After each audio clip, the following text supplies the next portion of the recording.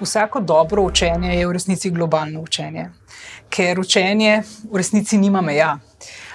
Zato je zelo pomembno, da je učenje kakovostno in seveda, da je vsem ponujeno pod enakimi izhodiščnimi pogoji. Torej, da je v tem smislu enako in da je kvalitetno.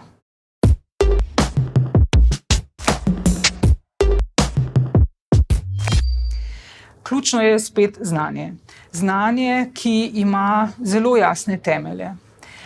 In v tej povezavi seveda tudi spoštovanje in pa poznavanje vrednot.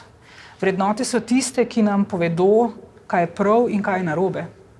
In na podlagi tega se moramo potem tudi sami odločati in pa usmerjati, žal tudi v to smer, na kakšen način bomo uporabili znanje. Verjamem pa, da je tisto pravo, pošteno znanje, torej etično znanje, tisto, ki je odgovor na izzive, na dileme, moramo pa ga seveda skozi naše vsakodnevno odgovorno delovanje tudi izražati, ne samo z besedami, ampak kot rečeno tudi z dejstvi, z dejanji.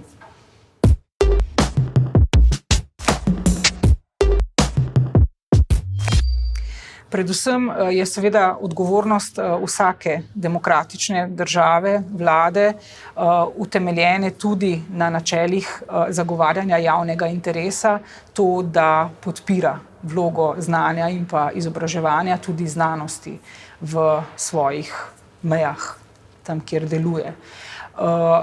Pomembno je, da pri tem, tako kot tudi sami pravite, smo globalno osredotočeni.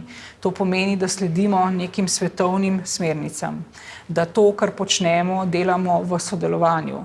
To pomeni, da tega vlada ne počne sama, ampak to počne kot rezultat enega dialoga z različnimi skupinami deležnikov, ki so tukaj vsak z vidika neke svoje pristojnosti, odgovornosti, včasih tudi samo interesa za moč znanja in pa izobraževanja ter pa znanosti. In takrat, ko skupaj združimo tisto najboljše, naše ideje, naše, tako kot sem rekla, besede na papirju, moramo potem tudi skupaj vse to preleviti v konkretne akcije, v konkretno delovanje. Takrat smo lahko dobri in takrat šele je lahko dobra tudi država. Torej, od znanosti, od stroke, od tistih, ki vsakodnevno prakticirajo znanje, do seveda tudi pomoči nevladnih organizacij, ki se ukvarjajo z temi vsebinami, do seveda potem tudi odgovornosti, ki jo nosijo šole, ki jo nosi potem tudi vsaka odgovorna država, ki vse to pač tudi podpira in usmerja.